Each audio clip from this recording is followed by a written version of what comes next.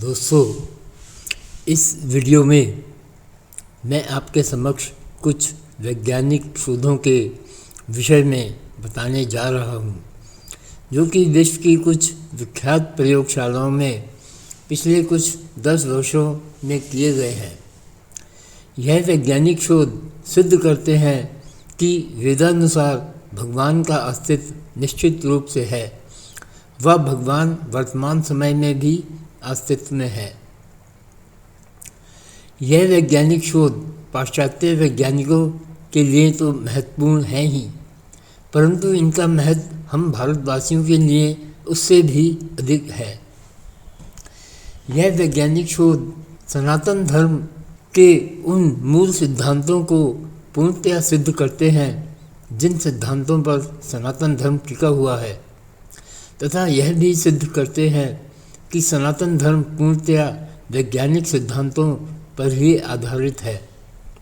दोस्तों, इन खोजों में सबसे पहली खोज है गॉड पार्टिकल की।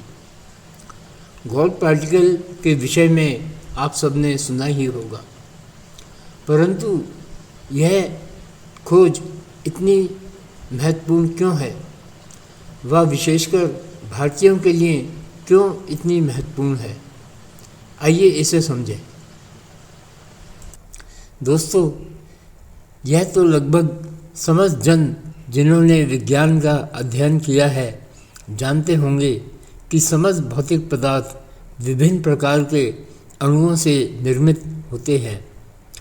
पीरियोडिक टेबल के अनुसार संसार में कुल 118 मूल भौतिक पदार्थ हैं, जिनके मिश्रण से संसार की अन्य समस्त पदार्थों का निर्माण हुआ है।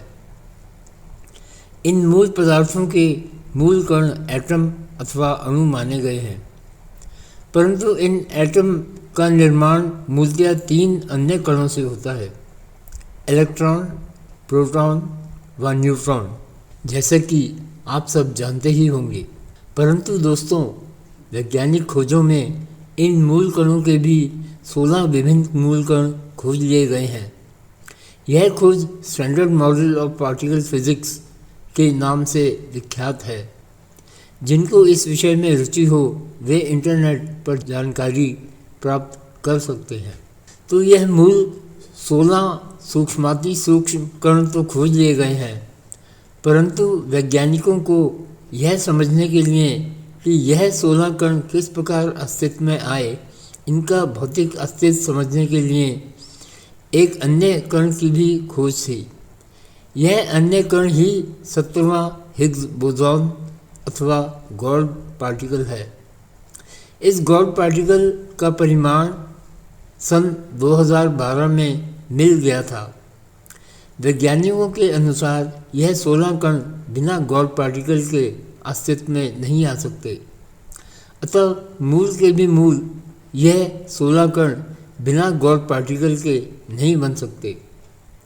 अर्थात इस ब्रह्मांड का कोई भी पदार्थ बिना गॉड पार्टिकल के अस्तित्व में नहीं आ सकता। अब यह गॉड पार्टिकल इतना महत्वपूर्ण क्यों है? दोस्तों, कई दशकों से वैज्ञानिकों को यह तो मालूम था कि इस ब्रह्मांड में एक अन्य शक्ति फील्ड विद्यमान है जो कि समस्त ब्रह्मांड को व्याप्त करता है, परंतु वैज्ञानिकों के अनुसार यदि ऐसा कोई फील्ड है तो इस फील्ड से संबंधित एक कण होना आवश्यक है।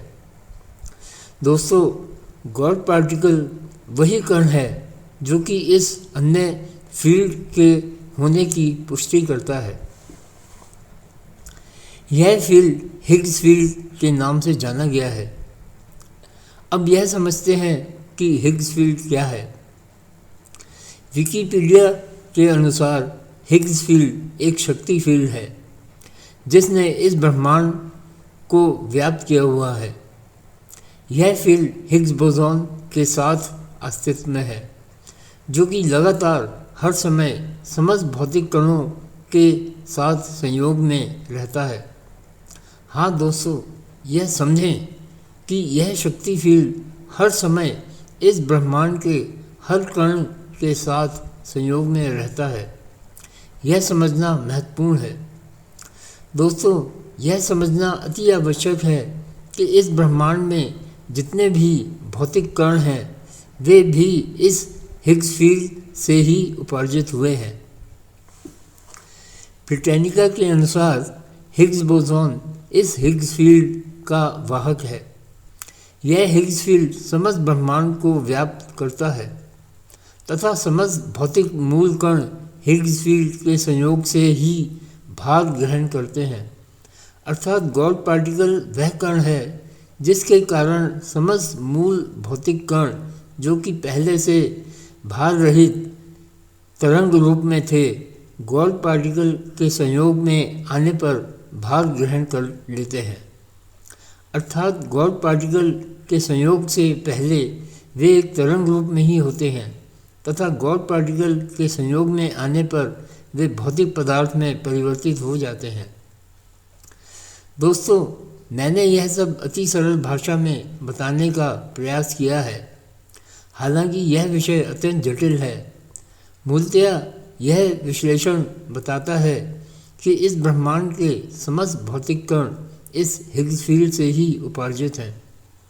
इसका अर्थ यह है कि मैं, आप, समस्त जीवित प्राणी, इस संसार के समस्त मिट्टी के कण, संसार की समस्त भौतिक वस्तुएं, समस्त सौरमंडल, समस्त तारागण तथा इस ब्रह्मांड में जो कुछ भी दिखाई दे रहा है उसका मूल स्रोत हिग्स फील्ड ही है।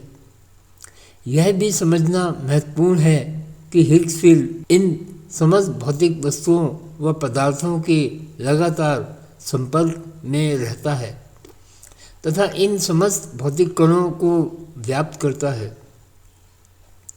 अब मैं बताना चाहूँगा कि यह सब हम भारतीयों को जानने के लिए क्यों इतना महत्वपूर्ण है। लगभग समस्त हिंदुओं ने जिन्होंने भारतीय ग्रंथों का थोड़ा सा भी अध्ययन किया है वे ब्रह्म शब्द से अवश्य ही परिचित होंगे।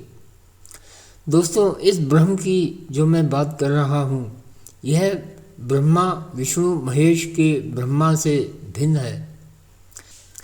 इस ब्रह्म का समस्त वेदों में, उपनिषदों में, अरंक्याओं में, सूत्रों में विशेष रूप से विस्तृत वर्णन मिलता है। दोस्तों, जो हमने अभी अभी हिग्स फील्ड का वर्णन किया है वह यह ब्रह्म ही है। विकिपीडिया के अनुसार ब्रह्म सनातन धर्म का मूल व व्यापक सिद्धांत है। ब्रह्म ने समस्त ब्रह्मांड को व्याप्त किया हुआ है, वह ब्रह्मांड की मूल सच्चाई है। ब्रह्म वस्तुतः समस्त जगत का मूल कारण है। यह व्याप्त अनंत सनातन सच चेतना है जो कि अपने आप में नहीं बदलती परंतु समस्त बदलाव का कारण है। इस ब्रह्मांड में जो कुछ भी है उसका यह ब्रह्म मूल एकमात्र स्रोत है। ब्रह्म वह है जिससे इस ब्रह्मांड की समस्त पदार्थ व प्राणी अवतरित हुए हैं अथवा जिसमें समस्त पदार्थ व प्राणी परिवर्तित हो जाएंगे।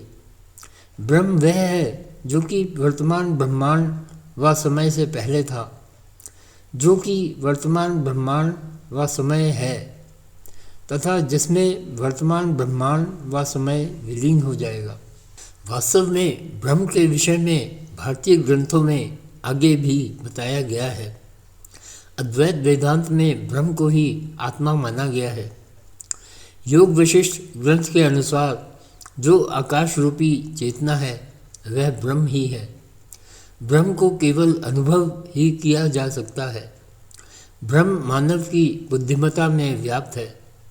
इसे आकार, दिशा, समय व परिमाण से निश्चित नहीं किया जा सकता। जिस प्रकार शांत सागर में विशाल लहरें जन्म लेती हैं उसी प्रकार यह संसार भी ब्रह्म में स्थित है। जैसे सोने के कंगन में मूलतः सोना ही है उसी प्रकार यह संसार भी मूलतः ब्रह्म ही है। जैसे आकाश की शून्यता आकाश से भिन्न नहीं है, जैसे कालिमा काजल से भिन्न नहीं है, जैसे शीतलता बर्फ से भिन्न नहीं है, उसी प्रकार यह संसार ब्रह्म से भिन्न नहीं है। यह ब्रह्म अणु से भी सूक्ष्म, शुद्ध, सूक्ष्म, शांत तथा समस्त आकाश से भी स्वच्छ व निर्मल है। इसका आदि अंत नहीं है। यह स्वयं प्रकाशित है। इसे स्वयं के अतिरिक्त अन्य कुछ भी प्रकाशित नहीं कर सकता। भारतीय प्राचीन ग्रंथों में ब्रह्म के विषय में दी गई परिभाषा वही है जो कि हिग्स फील्ड के लिए दी गई है। वैज्ञानिक यह भी बताते हैं कि क्योंकि हिग्स फील्ड ने ब्रह्मांड के समस्त पदार्थों को व्याप्त किया हुआ है, यह समस्त पदार्थों में विद्यमान भी है। सनातन धर्म में यह मानी हुई धारणा है कि कण कण में भगवान है तथा यह धारणा इस प्रकार प्रमाणित हो जाती है। हिग्स फील्ड की परिभाषा के अनुसार यह हमारे सब ओर व्याप्त है। सनातन धर्म में भी यह माना गया है कि भगवान हमारे सब ओर है, क्योंकि सनातन धर्म में ब्रह्म को ही भगवान कहा गया है। श्रीमद् भागवत गीता के अनुसार भगवान हर एक प्राणी व वस्तु में विद्यमान है।